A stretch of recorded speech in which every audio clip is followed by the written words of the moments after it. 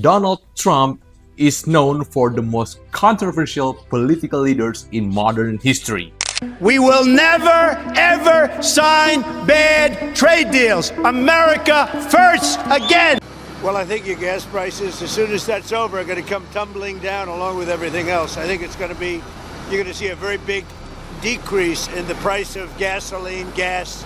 Inflation is plummeting. Incomes are rising. The economy is roaring back. And America is respected again, perhaps respected like never before. Some see him as a strong leader and others see him as the dangerous one. And either side, either you support him or you're against him, there are only two important questions at the moment. And why did he do it in the first place? And in this video, I will break it down into 4 simple segments. The first one is the geopolitical background, and the second is the pattern behind his actions. Third, how he uses pressure in global politics, and fourth, what lessons can you take from it? And before we analyze the strategy, we have to understand the background first. Within just a few months, the United States made major moves in 3 different regions of the world. And let's start with Venezuela. In January, the US dramatically escalated pressure in the Venezuelan government.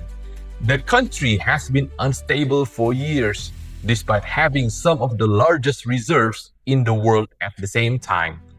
Criminal networks connected to drug trafficking have expanded across Latin America.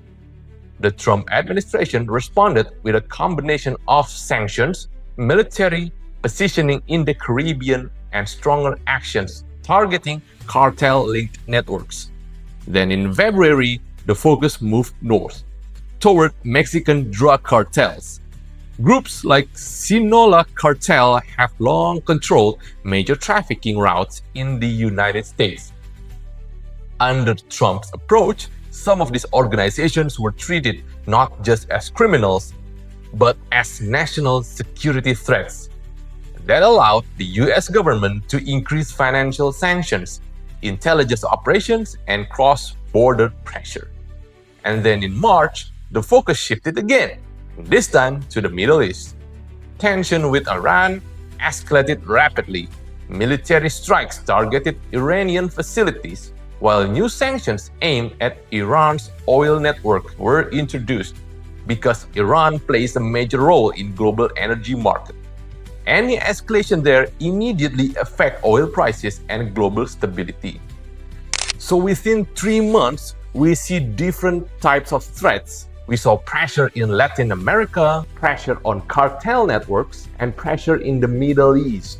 We got different regions and different threats, but does all of these events are all isolated, or it's actually part of a big structure, of a big pattern?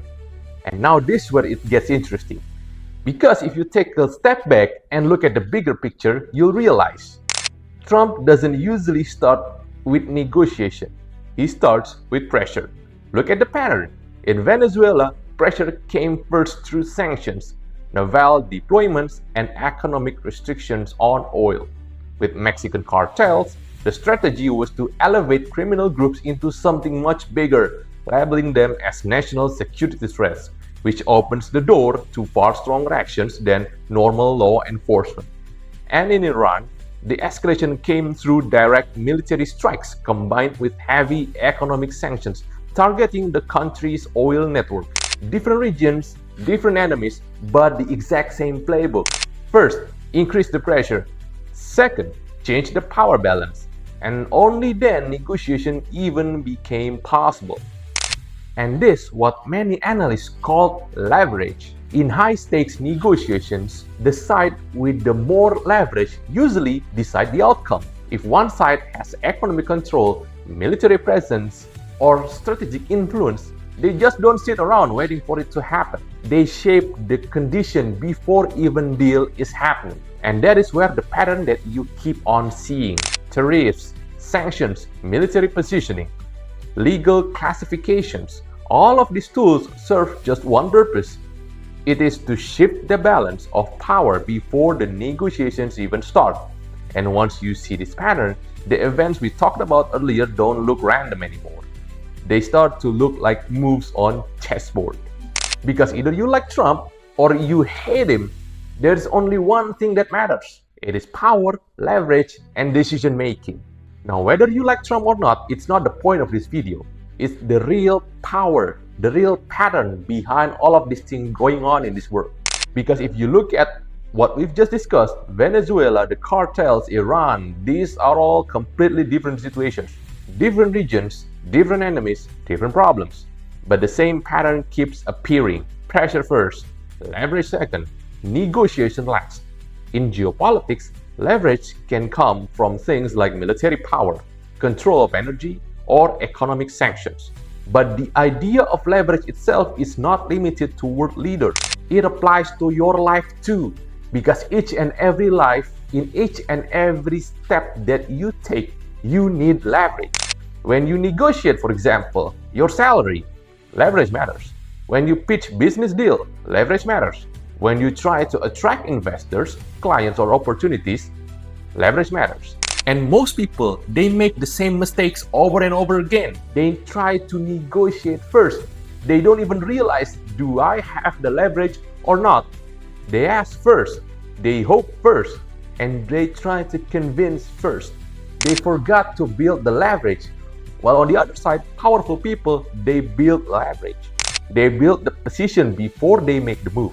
And that position can be knowledge, it can be network, it can be financial resources, it can be timing, or it can be simply understanding the game better than the people around you. And this is the real lesson here. It's not politics, it's not ideology, but strategy. Because when you learn to recognize pattern of leverage, you stop reacting to the world and you start positioning yourself inside it.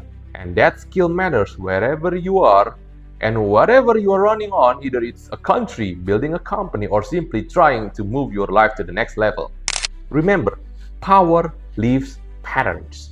And if you can recognize these patterns, you will stop to react at every single event that's going on in this world, including your daily lives. But you are starting to be around and be inside of it. You start to control the outcome because you understand the concept of leverage and understanding what's the real pattern that's been going on here.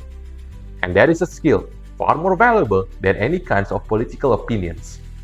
So that's what we can talk about it today. If there's anything that you'd like to know, if there's anything you'd like to discuss, feel free to comment below and we'll see you guys on the next episode.